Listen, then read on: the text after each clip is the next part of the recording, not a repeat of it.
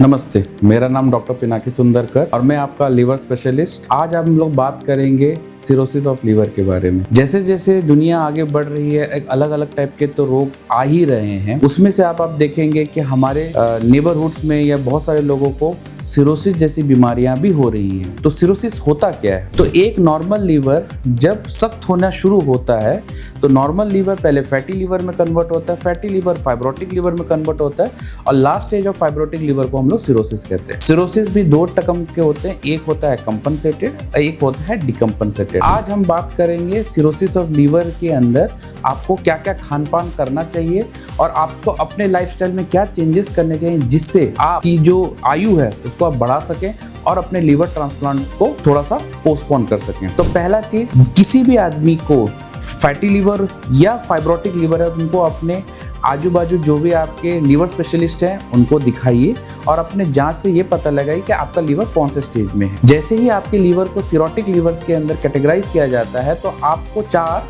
Main complications के बारे में पता होना चाहिए। पहला कॉम्प्लिकेशन है पेट में पानी आना, दूसरा कॉम्प्लिकेशन होता है आंखों के अंदर पीलापन रहना, तीसरा कॉम्प्लिकेशंस होते हैं कि बेहोश या गफलत में आ जाना, दिन में ज्यादा सोना, रात में सोना ही नहीं, और चौथा कॉम्प्लिकेशंस होता है खून का उल्टी या काला मल निकलना। ये 4 कॉम्प्लिकेशंस आपको पता होने चाहिए। जब भी किसी भी घर में या आपके नेबर में अंदर ये चीजें पाई जाती हैं तो आप समझ के चलिए कि ये जो लीवर है ये फेल की तरफ जा रहा है। आप इसको रोक कैसे सकते हैं? पहला चीज, जिस कारण से आपको सिरोटिक लीवर हो रहा है उस चीज के लिए आप इलाज कराइए। जैसे आजकल के ज़माने जो मोस्ट कॉमन कॉज होता है वो होता है अल्कोहल।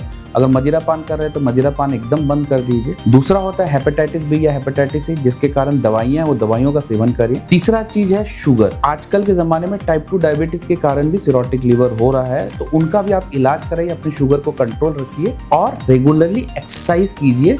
क्योंकि कहा जाता है अगर हमारे बॉडी में भगवान ने एक लीवर दिया है लेकिन अगर दूसरे लीवर की अगर परिकल्पना आप करते हैं तो दूसरा लीवर हमारा हो सकता है मसल मास। इसीलिए जो भी पेशेंट को सिरोसिस हो, कोई भी स्टेज में हो, कंपनसेटेड या डिकम्पनसेटेड, डेली आप वेट ट्रेनिंग का एक्सरसाइज कीजिए 30 to 45 मिनट्स डेली और alternate in a week, at least 3 to 4 days in a week.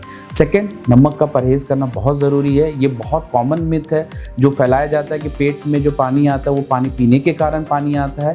ये बहुत बड़ा मिथ है, ये नमक के कारण पानी आता है। तो जो भी चीज़ें जिनमें नमक ज़्यादा हो उनका परहेज कीजिए। 2 ग्राम से ज़्यादा नमक कभी ना खाएं।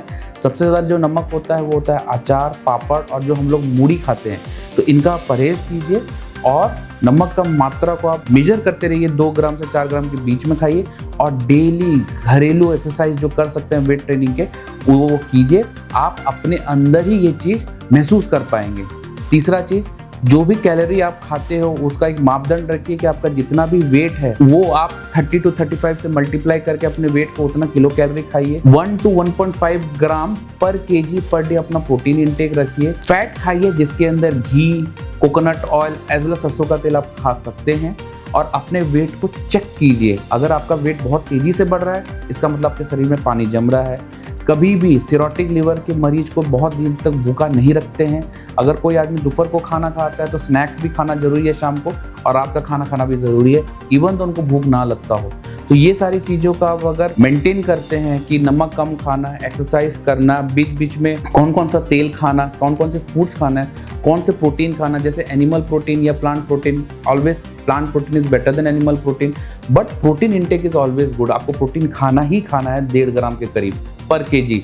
तो ये सब चीज़ों का अगर आप ख्याल रखते हैं तो आप देखेंगे जो सिरोटिक लीवर है वो नॉर्मल आदमी की तरह अपनी ज़िंदगी जी सकता है और अपने लीवर ट्रांसप्लांट को पोस्टपोन कर सकता है। धन्यवाद अपने लीवर डॉक्टर से।